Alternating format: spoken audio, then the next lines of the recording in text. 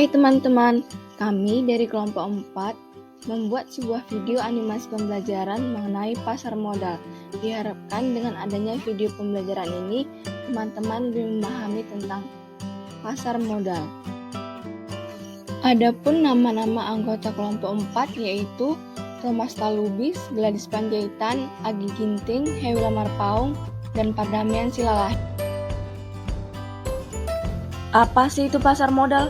Pasar modal atau capital market merupakan pasar untuk berbagai instrumen keuangan jangka panjang yang bisa diperjualbelikan, baik surat utang atau obligasi, saham, reksadana, instrumen derivatif maupun instrumen lainnya. Pasar modal merupakan sarana pendanaan bagi perusahaan maupun institusi lain, misalnya pemerintah, dan sebagai sarana bagi kegiatan berinvestasi. Dengan demikian, pasar modal memfasilitasi berbagai sarana dan prasarana kegiatan jual beli dan kegiatan terkait lainnya.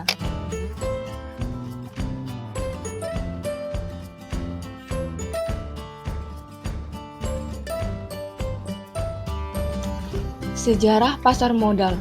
Pasar modal atau bursa efek telah hadir sejak zaman kolonial Belanda, tepatnya pada tahun 1912 di Batavia. Pasar modal ketika itu didirikan oleh pemerintah Hindia Belanda untuk kepentingan pemerintah kolonial atau VOC. Selanjutnya, transaksi saham pada perdagangan efek pertama kali tercatat pada tahun 1892 yang dilakukan oleh perusahaan perkebunan di perdagangan di Asia.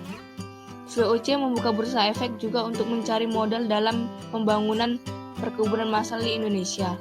Hanya berselang 2 tahun, bursa efek terpaksa ditutup pada tahun 1914 karena adanya peperangan dunia pertama dan kedua. Setelah kemerdekaan Republik Indonesia, bursa efek Jakarta dibuka oleh Presiden Soekarno pada tanggal 3 Juni 1952. Manfaat dan peran pasar modal.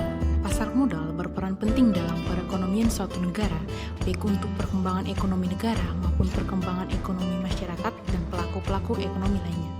Seperti 1.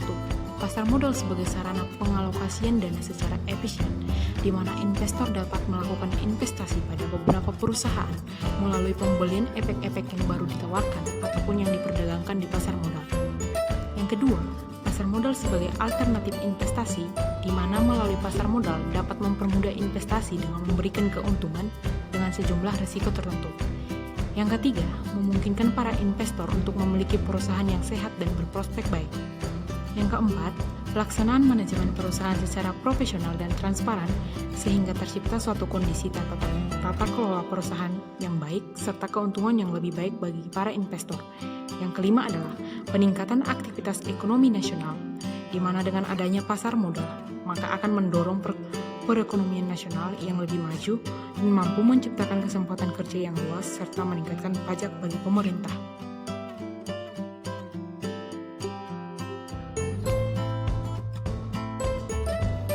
Lembaga-lembaga yang terlibat di pasar modal. Yang pertama ada BAPEPAM atau Badan Pusat Pengawas Pasar Modal. Tugas Badan Pengawas Pasar Modal menurut Kepres nomor 53 tahun 2009 tentang pasar modal adalah A. Mengikuti perkembangan dan mengatur modal sehingga efek dapat ditawarkan dan diperdagangkan secara teratur dan efisien serta melindungi kepentingan modal masyarakat umum. B. Melaksanakan pembinaan dan pengawas terhadap lembaga-lembaga berikut. Yang pertama, bursa efek. Yang kedua, lembaga clearing atau penyelesaian dan penyimpanan. Yang ketiga ada reksadana. Yang keempat, perusahaan efek dan perorangan. Penunjang pasar perdana. A. Penjamin emisi efek. Tugas penjamin efek antara lain adalah sebagai berikut. 1. Memberikan nasihat mengenai jenis efek yang sebaiknya dikeluarkan, harga yang wajar, dan jangka waktu efek. 2. Dalam mengajukan pernyataan pendaftaran emisi efek, membantu menyelesaikan tugas administrasi yang berhubungan dengan pengisian dokumen pendaftaran emisi efek. Yang ketiga, mengatur penyelenggaraan emisi. B. Akuntan publik. Tugas akuntan publik antara lain adalah sebagai berikut. 1. Melakukan pemeriksaan atas laporan keuangan perusahaan dan memberikan pendapatnya. 2. Memeriksa pembukuan apakah sudah sesuai dengan prinsip akuntansi yang berlaku umum dan ketentuan-ketentuan BAPEPAM. 3. Memberikan petunjuk pelaksanaan cara-cara pembukuan yang baik apabila diperlukan. C. Konsultan hukum.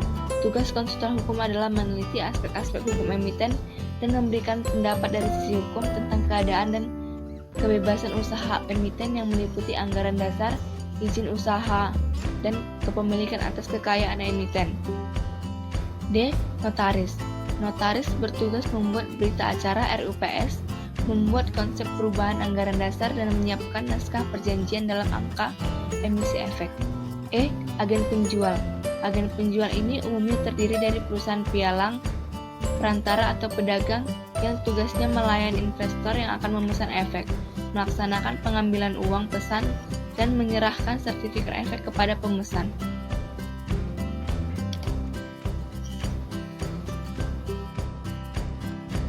Lembaga penunjang dalam emisi obligasi. Adapun lembaga penunjang dalam emisi obligasi ialah A. Wali amanat. Wali amanat adalah pihak yang mewakili kepentingan pemegang efek yang bersifat utang atau biasanya dalam bentuk obligasi. B. Penanggung atau penjamin. Penanggung bertanggung jawab atas dipenuhinya pembayaran pinjaman pokok obligasi beserta bunganya dari emiten kepada para pemegang obligasi tepat pada waktu, apabila emiten tidak memenuhi kewajibannya. C. Agen pembayar atau pembayaran agen.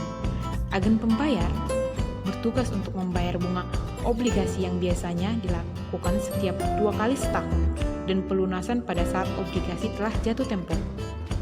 D. Biro Administrasi Efek, yaitu pihak yang berdasarkan kontrak dengan emiten secara teratur menyediakan jasa-jasa melaksanakan pembukuan, transfer dan pencatatan, pembayaran dividen, pembagian hak opsi, emisi sertifikat, atau laporan tahunan untuk emiten. E. Reksadana atau saling dana. Reksadana merupakan perusahaan yang kegiatannya mengelola dana investor yang pada umumnya diinvestasikan dalam bentuk instrumen pasar modal atau pasar uang oleh manajer investasi.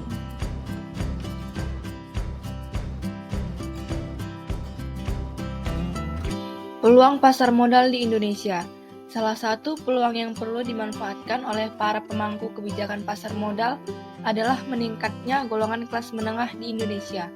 Eksistensi dan potensi meningkatnya kelas menengah sebaiknya dapat dimanfaatkan para pemangku kebijakan untuk menciptakan daya tarik pasar modal sebagai sarana berinvestasi kepada masyarakat kelas menengah. Dengan demikian, Indonesia dapat mentransformasi masyarakatnya dari saving society menjadi investing society. Produk-produk pasar modal. Produk-produk investasi yang ditawarkan kepada investor di pasar modal adalah 1. Reksadana. Reksadana atau mutual fund adalah sertifikat yang menjelaskan bahwa pemiliknya menitipkan uang kepada pengelola reksadana atau manajer investasi untuk digunakan sebagai modal berinvestasi. 2. Saham. Secara sederhana, saham dapat didefinisikan sebagai tanda penyertaan atau pemilikan seseorang atau badan dalam suatu perusahaan. Wujud saham adalah selembar kertas yang menerangkan bahwa pemilik kertas tersebut adalah pemilik perusahaan yang menerbitkan kertas tersebut. Yang ketiga, saham preferen. Saham preferen adalah gabungan hybrid antara obligasi dan saham biasa. 4. Obligasi. Obligasi adalah surat berharga atau sertifikat yang berisi kontrak antara pemberi pinjaman dengan penerima pinjaman. Surat obligasi adalah selembar kertas yang menyatakan bahwa pemilik kertas tersebut memberikan pinjaman kepada perusahaan yang menerbitkan obligasi. Pada dasarnya, memiliki obligasi sama dengan memiliki deposito berjangka. Hanya saja, obligasi dapat diperdagangkan. 5. Waran. Waran adalah hak untuk membeli saham biasa pada waktu dan harga yang sudah ditentukan. Biasanya, waran dijual bersamaan dengan surat berharga lainnya, misalnya obligasi atau saham. 6. Right issue. Right issue merupakan hak bagi pemodal membeli saham yang baru dikeluarkan emiten. Tantangan pasar modal di Indonesia. Adapun tantangan pasar modal di Indonesia ialah 1. Masih kurangnya investor dalam negeri. 2. Jumlah emiten berimbal hasil tinggi di Bursa Efek Indonesia atau BEI masih relatif sedikit, di mana saat ini jumlah emiten yang terdaftar di pasar modal Indonesia mencapai 462 perusahaan. Meski jumlahnya besar, namun tidak sesuai dengan sarana investasi yang ada karena pasar modal Indonesia masih membutuhkan lebih banyak emiten berkualitas yang tidak hanya go publik dan menerima modal dari masyarakat. 3. Produk investasi pasar modal masih terbatas. Salah satu tantangannya adalah diverifikasi produk investasi. 4. Sistem aturan yang belum sinkron. Keberadaan pasar modal tidak terlepas dari industri jasa keuangan. Kedepan dengan hadirnya OJK, BEI memerlukan sinkronisasi aturan karena industri pasar modal akan bersinggungan dengan industri perbankan dan jasa keuangan non-bank lainnya. 5. Masih banyak jebakan emiten gorengan. Kenaikan saham menjadi pendorong naiknya IHSG, tapi yang patut diperhatikan adalah masih ditemui banyak saham berstatus gorengan. Saham gorengan merupakan investasi yang tidak sehat mengingat pergerakan bersifat semu. Saham naik dan turun didorong oleh pihak-pihak yang saling terkait atau sama.